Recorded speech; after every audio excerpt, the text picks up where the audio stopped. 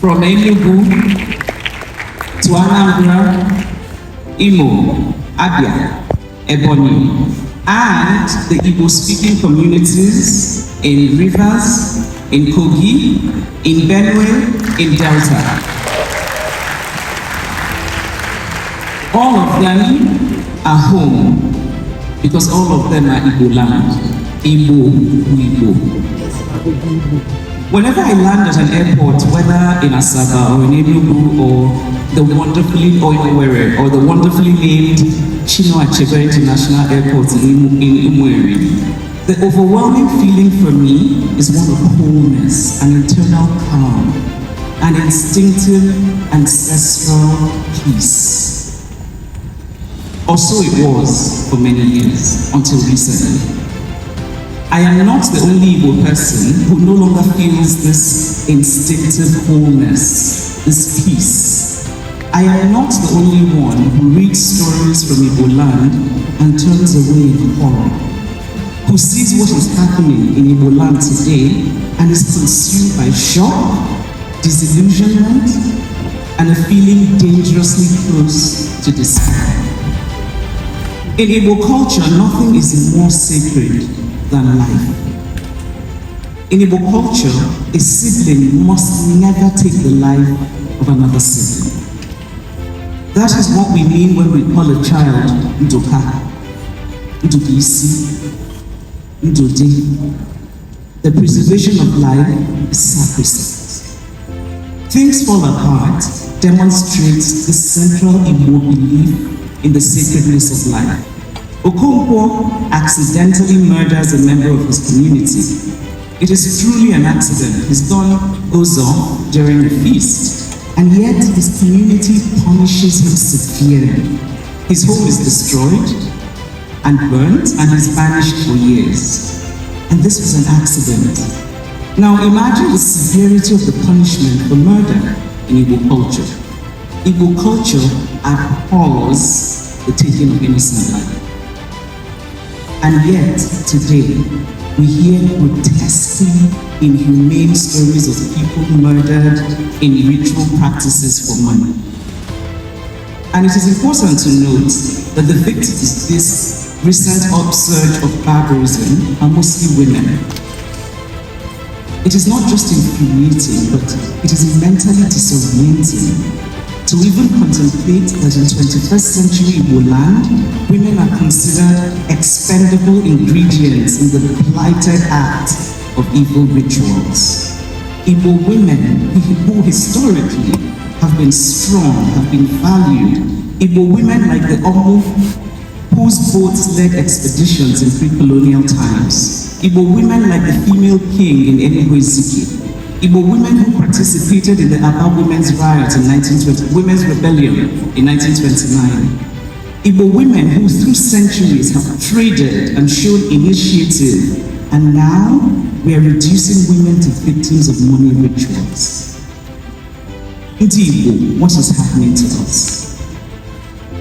When did this particular reign begin to beat us? This is a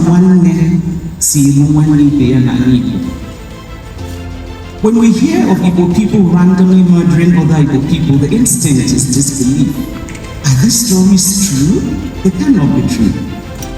But they are true. How can they be true? How can they be happening among one of the great early civilizations in West Africa? The home of the Leja iron smelting that dates back to 2000 BC, Igbo bronze with its muted extravagance that dates back to the 9th century AD, the home of the fabled Nri kingdom of the 10th century.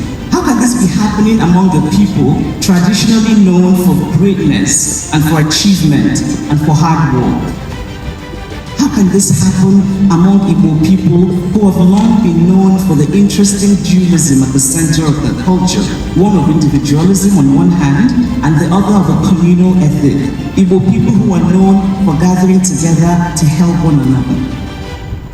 In the words of a missionary who visited Igbo land in the late 19th century, the Igbo people show an unbending sense of justice and a surprising intelligence. Now let us ignore that surprising.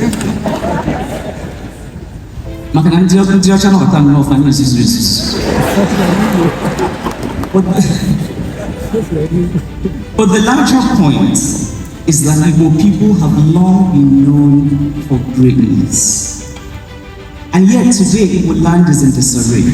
Today we are overseeing our own decline.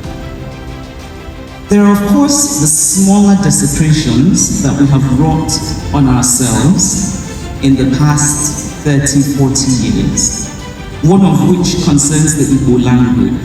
We do not have a thriving Igbo literature. We cannot seem to reach a consensus on a classical form of written Igbo. And many of us are proud to say that our children do not speak Igbo. Now, languages are really wonderful. I think the more languages one can speak, the better. I personally would like to learn Hausa. I've always loved the music of the language. But the truth is that children can learn as many languages as we expose them to. But what is happening in Igbo land is not about whether children can learn languages or not. It is the result of the lack of value for what is ours. We do not value what is ours. And this lack of value is also reflected even in the contemporary Igbo practice of giving strange names to our children. Names we like, not because of their beautiful or deep meanings, but because they can be easily shortened to sound Western. Cassie, Sarah, Jida. Nana Zaya Pananisu.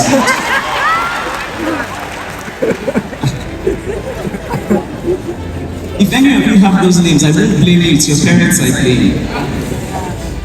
But as an aside, I've noticed during my book signings, and I've done many book signings, but particularly the ones here in Nigeria, I've noticed that many of my Yoruba fans who come to have their book signed and they tell me their names, they always say very proudly their